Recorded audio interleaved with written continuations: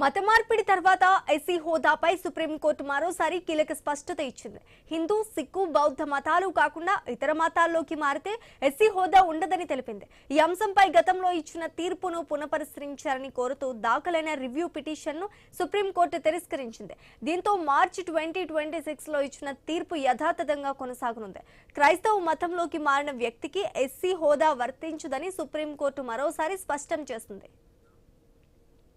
ఇక ఇదే అంశానికి సంబంధించి పూర్తి డీటెయిల్స్ మా ప్రతినిధి రాము అందిస్తారు. రాము, దేశవ్యాప్తంగా చాలా కాలంగా చర్చనీయాంశంగా ఉన్న మత మార్పిడి తర్వాత షెడ్యూల్డ్ కులం ఎస్సీ హోదా కొనసాగుతుందా లేదా అనే అంశంపై సుప్రీంకోర్టు మరోసారి స్పష్టత ఇచ్చింది.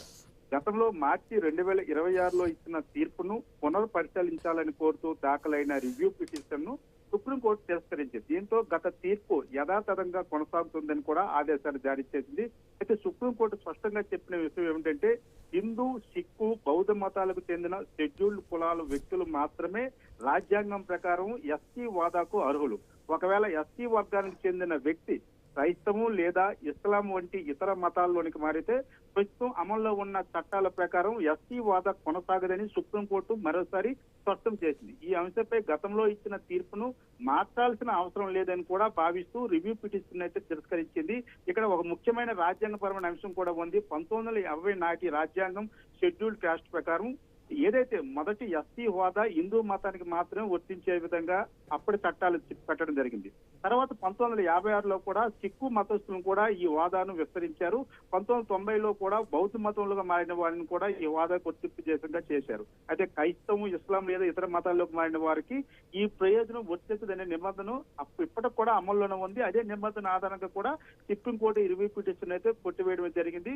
మతం మారిన వ్యక్తి సామాజిక, ఆర్థిక వ్యవస్థ వెంటనే తొలగిపోదు కాబట్టి ఎస్సీ హోదా కొనసాగించాలని మాత్రం పిటిషన్ వేసిన వ్యక్తి వాదించారు.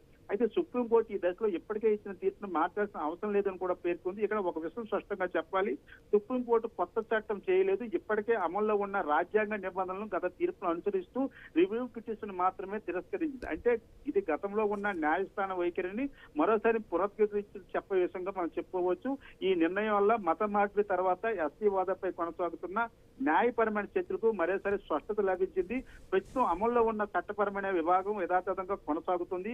ప్రభుత్వ ఉద్యోగాలు, విద్యా రిజర్వేషన్లు, ఇతర ఎస్సీ సంక్షేమ పథకాల అమల్లో ప్రస్తుతం ఉన్న నిబంధనలే కొనసాగుతామని కూడా స్పష్టం చేసిన పరిస్థితి అయితే కనిపిస్తుంది. Sreeja, right, thanks for the update Ramu. మూడోసారి ఆడపిల్ల పుడుతోందనే మనస్తాపంతో గర్భిణి